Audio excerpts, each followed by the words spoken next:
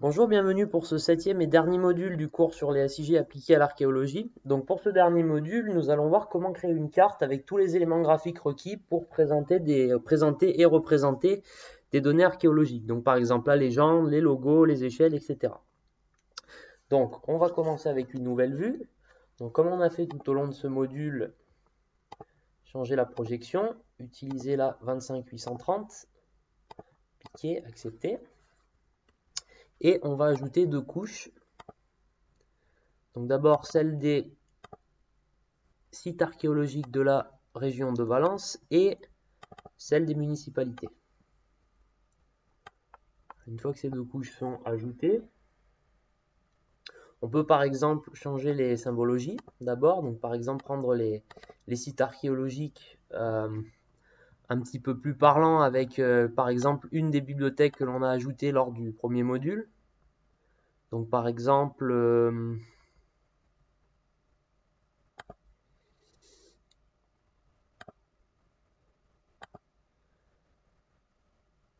on peut essayer par exemple de trouver dans Cities quelque chose qui puisse ressembler au maximum à des sites archéologiques. Par exemple celui qu'on avait utilisé lors d'un des premiers modules. Ça a été modifié ici. Et on peut par exemple pour chaque comarque utiliser une couleur différente. Donc par exemple, propriété, symbologie, utiliser donc des valeurs uniques par comarque. Avec cette combinaison de couleurs là, tout ajouter et appliquer. Voilà. Donc on a déjà modifié la symbologie. Et on peut, comme on l'avait fait lors du premier module, également étiqueter les municipalités. Donc étiquetage, activer l'étiquetage, choisir municipalité. On se rappelle donc, changer la police, choisir des mètres au lieu des pixels, monde réel, et hauteur fixe, on peut choisir environ 200. Appliquer et accepter. Et on voit donc ici, si on zoome, on a nos sites archéologiques et nos municipalités avec une étiquette. Maintenant, nous allons réaliser une carte. Nous allons réaliser une carte de l'une des zones que l'on voudrait cartographier, par exemple celle-ci où il y a beaucoup de sites archéologiques. Donc il s'agit simplement de zoomer sur la zone que l'on veut cartographier. Et nous allons donc afficher gestionnaire de projet et aller dans le menu cette fois-ci carte que vous avez ici. Nouveau, utiliser la vue sans titre sur laquelle nous travaillons et accepter. Voilà, vous pouvez rendre ça grand et vous avez ici le générateur de cartes. Donc la première chose à faire, c'est de placer la carte comme il faut pour pouvoir y ajouter le titre, la légende, etc.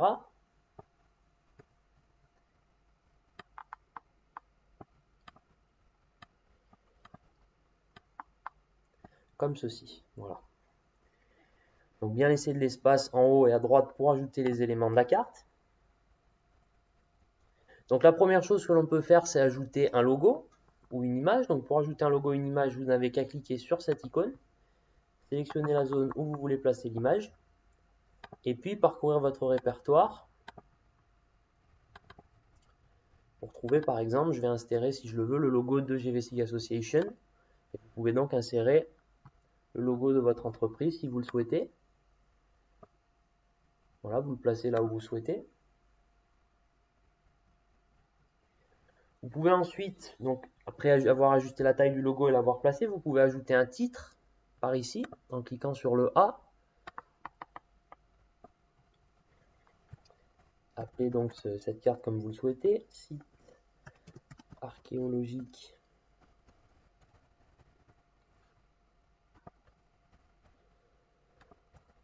de la Comunidad Valenciana. Vous pouvez bien entendu modifier la police.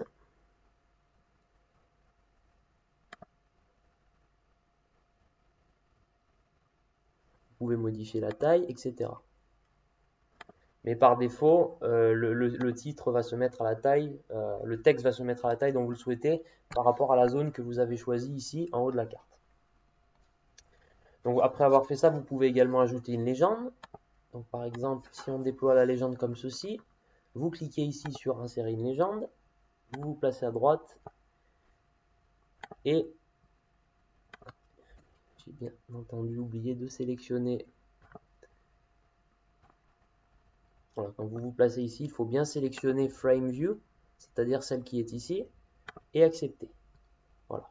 Vous avez donc la légende qui vient se placer ici. Vous pouvez ensuite régler la taille si vous le souhaitez, vous pouvez la déplacer. Vous pouvez également ajouter une échelle si vous le souhaitez, ce qui est assez important lorsqu'on édite une carte. Donc vous choisissez l'échelle ici, vous vous placez en bas à droite et vous acceptez. Donc il y a plusieurs façons de représenter une échelle. La façon la plus simple, c'est juste en plaçant le nombre comme ça, le numéro de l'échelle. Mais il y a également plusieurs façons de le faire.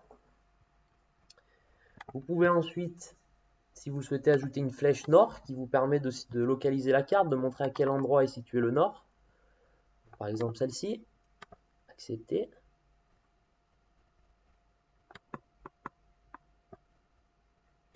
Voilà. Et vous pouvez bien sûr ajouter d'autres éléments si vous le souhaitez. Ici, vous avez toute une panoplie. Vous pouvez ajouter un localisateur si vous le voulez. Vous pouvez ajouter une autre vue. Vous pouvez ajouter des graphiques, etc. Mais en gros, voici les éléments qui sont requis lorsque l'on édite un projet archéologique et sur d'autres sujets également. Mais sur un projet archéologique, on va avoir besoin vraiment du titre, de la légende, éventuellement du logo, de la localisation avec le nord et de l'échelle. Et pour terminer, vous avez cette icône ici, exporter en PDF. Donc tout simplement, vous nommez votre fichier comme vous le souhaitez, enregistrer, et la carte va automatiquement s'enregistrer en PDF.